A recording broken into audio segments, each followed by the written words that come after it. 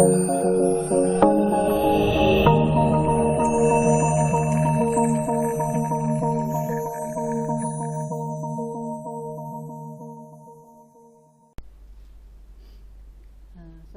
warahmatullahi wabarakatuh. Baiklah, pada pertemuan ketiga ini saya akan melanjutkan materi desain grafis mengenai menu-menu yang terdapat pada Adobe Photoshop CS6 ya.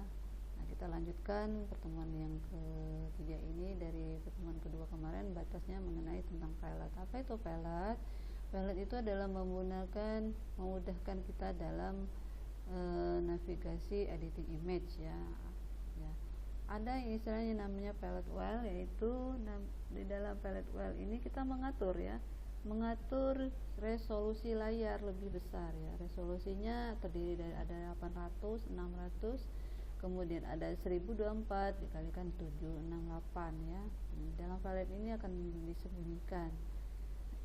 Kemudian di dalam palette ada yang namanya navigator ya. Apa itu navigator ya? Navigator ini area kerja yang kita gunakan ya. Kemudian apa yang disebut dengan palette wheel tadi sudah kita jelaskan dalam menu palette layer ya. Nah, di sini ada menu toolbox ya. Toolbox tersebut kita lihat ada beberapa toolbox dari menu A sampai Z, nggak bisa saya sebutkan satu-satu. Di dalam menu A itu ada yang tersembunyi di dalam toolbox, rectangular, move, dan sebagainya. Nanti tinggal Anda baca sendiri pada modul yang sudah saya buat ya. Lihat di sini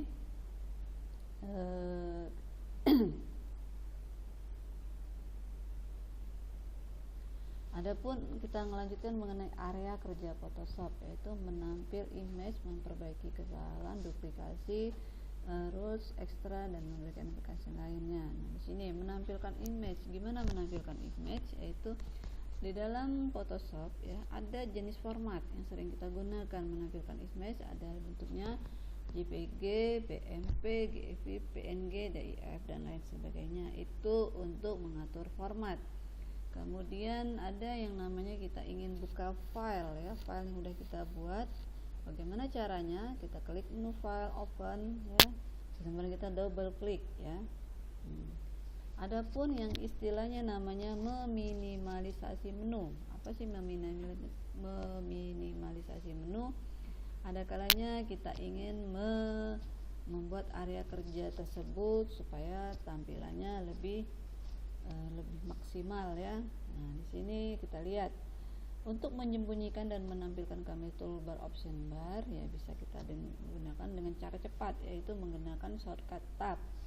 Kemudian ingin menampilkan area kerja kita tadi full screen dengan cara keyboard menggunakan shortcut F ya. Nah, meminimalisasi menu yaitu tadi sudah saya jelaskan ya. Kemudian memperbesar dan memperukur kecil skala. Bagaimana caranya? Yaitu dengan cara ada dalam menu view, kemudian kita perlu pilih zoom in ya, zoom in dan zoom out dengan cara pakai kontrol, yaitu kontrol plus dan kontrol min. Di mana kontrol plus kita ingin memperbesar, kontrol min adalah kita memperkecil.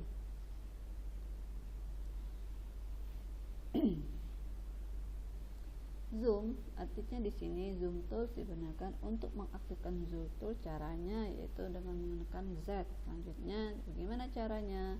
Klik kiri pada kanvas ya, klik kiri ingin diperbesar dan perkecil, kemudian kita drag ya. Kita drag bagiannya pada image tersebut. Untuk menghasilkan atau mengembalikan cukup kita tekan Alt ya. Caranya kita menormalkan kembali ya.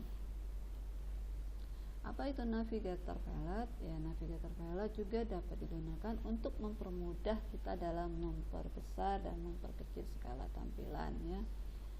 Nah, kita lihat di sini cara memperbaikinya sudah saya jelaskan, ada di sini, silakan Anda baca sendiri di menunya nanti ya.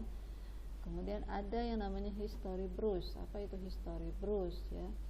History brush itu kita akan mengembalikan bagian-bagian menjadi lebih bagus ya. Kemudian RS tool, option tool, silakan dibaca. Sekali iring waktu nanti kita akan praktekkan ya. Kemudian di dalam history valid ada yang namanya istilahnya kita ingin membatalkan ya, ataupun melakukan editing pada image tersebut. Caranya sudah saya jelaskan di sini ya.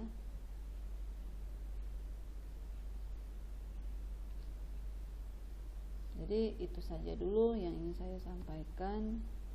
Nanti akan kita lanjutkan di pertemuan berikutnya, yaitu kita langsung praktek ya.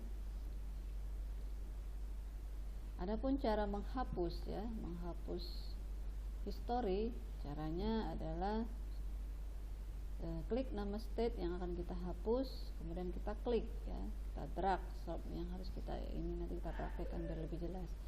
Kemudian adanya yang disebut dengan rules mensure ya.